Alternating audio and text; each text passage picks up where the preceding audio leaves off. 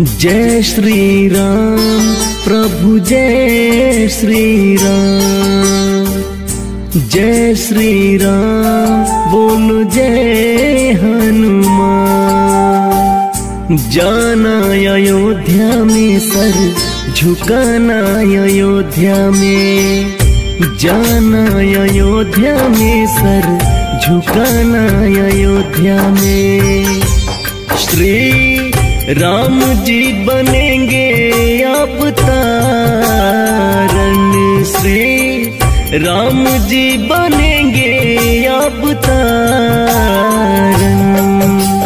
मंदिर बन गया है मोदी योगी के कारण, मंदिर बन गया है मोदी योगी के कारण।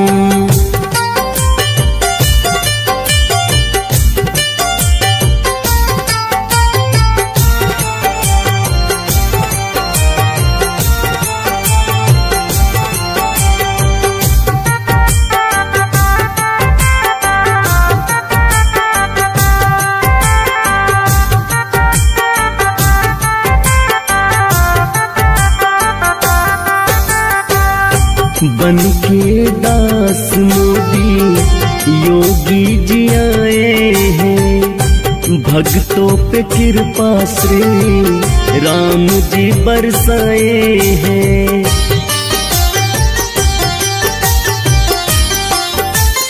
हाँ, बन के दास मोदी योगी जी आए हैं, भक्तों पे कृपा श्री राम जी बरसाए हैं। सारे कष्ट करेंगे निवारण, सारे कष्ट करेंगे निवारण।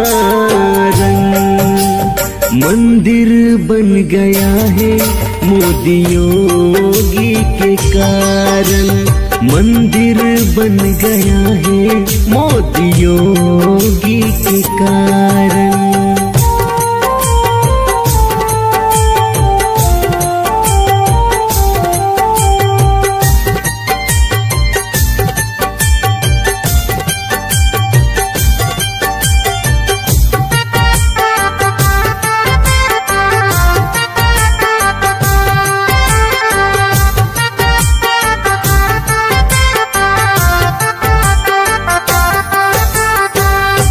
चरणों में बहती है सरयू की धारा, राम नाम से ही है जग उजियारा।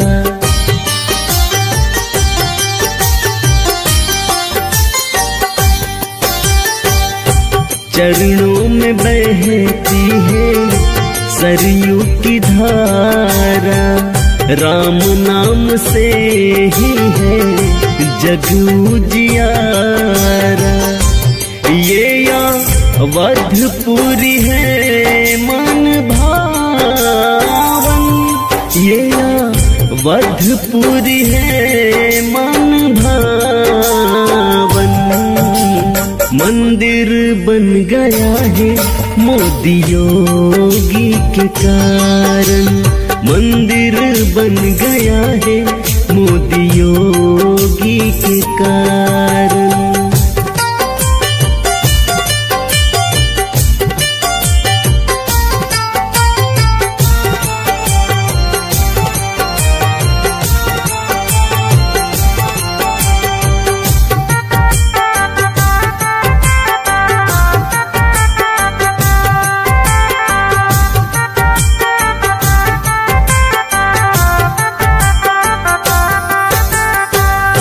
राम भजन हर घर में है होता, सारा पाप निर्मल जल है धोता।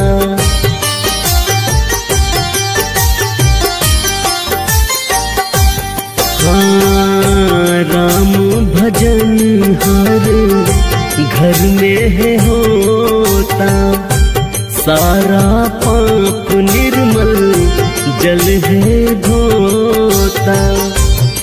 कर दो सूर्यकांत का प्रभु निवारण, कर दो सूर्यकांत का प्रभु निवारण। मंदिर बन गया है मोदी योगी के कारण, मंदिर बन गया है मोदी योगी के कारण।